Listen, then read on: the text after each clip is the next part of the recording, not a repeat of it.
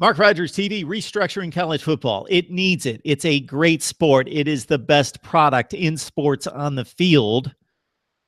But the conferences are skewed in a number of ways. The playoff system could be better. It's better than it was under the BCS, but it can be better. And especially scheduling is messed up. You've got certain teams playing nobody, like Baylor or Kansas. They play no one on a regular basis each and every year. Then you've got teams like Florida playing Florida State and Michigan this year. It's crazy. You got Florida State playing Alabama and Florida. Okay, we bring equality to the scheduling, because how do you evaluate teams if they're playing, one team's playing an extremely difficult schedule, other teams are not? Washington playing Rutgers this year out of conference and nobody else. We bring balance, and this is the way we do it. Okay.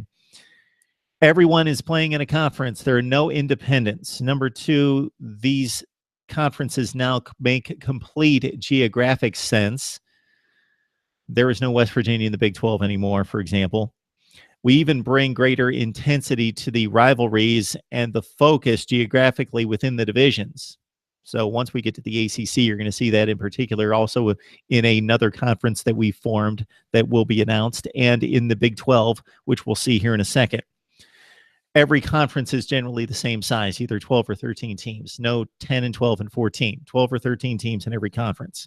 We made one exception to get a couple of the top group of five and independents into conferences. We have maintained the non-conference rivalries: Florida, Florida State, Kentucky, Louisville, Georgia, Georgia Tech, and the like. And the conference championship games are across the board now in every conference. All right, let's get to the new Big 12. No West Virginia, gone. Here is the new Big 12. In the North Division: Oklahoma, Oklahoma State, Kansas, Kansas State, Iowa State, Colorado, back to the Big 12. The Big 12 South, a big concentration of Texas teams all in the same division. Good stuff. Texas, TCU, Texas Tech, Baylor. How about Houston, Texas A&M, and Missouri? If you checked out our previous video of the SEC now has 12 teams. So the current 14 minus Texas A&M and Mizzou, which come back to the Big 12 where they belong. So that's not a good thing necessarily for the SEC, but the SEC will be fine. This is what is best for college football. That's our league in the Big 12. We have 13 teams in the Big 12. There it is. And now we look at scheduling. So we are allowing each school to go schedule one game on its own against an FCS or a group of five.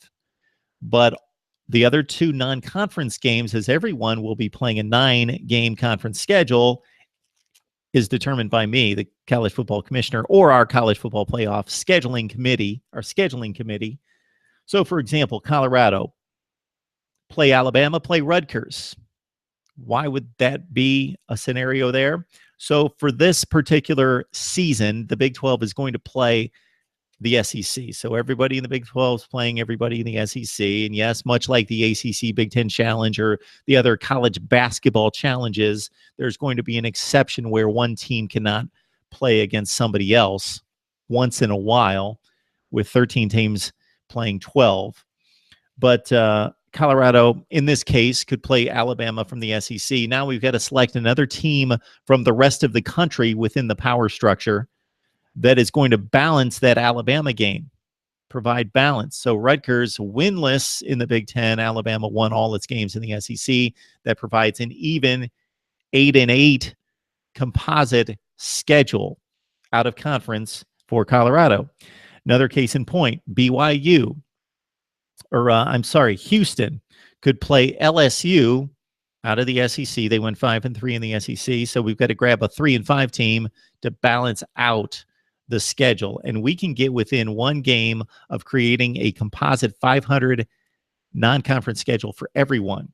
So, for example, Houston can play LSU, who went 5-3 last year in the SEC, and they play North Carolina State, who went 3-5 in the ACC.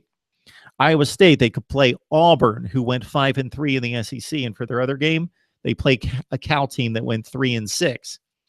There are going to have to be some slight tweaks the first year since I'm moving teams in and out of conferences. So the scheduling's not going to work perfect, but it's going to hit about 95% on. And then once we play that first full season under the new structure, then the scheduling works out perfectly. Every team can play a composite 502 games. So would love to hear your questions, your concerns, your comments, your statements. This is what it's all about. We're talking the Big 12 restructure right here on Mark Rogers TV.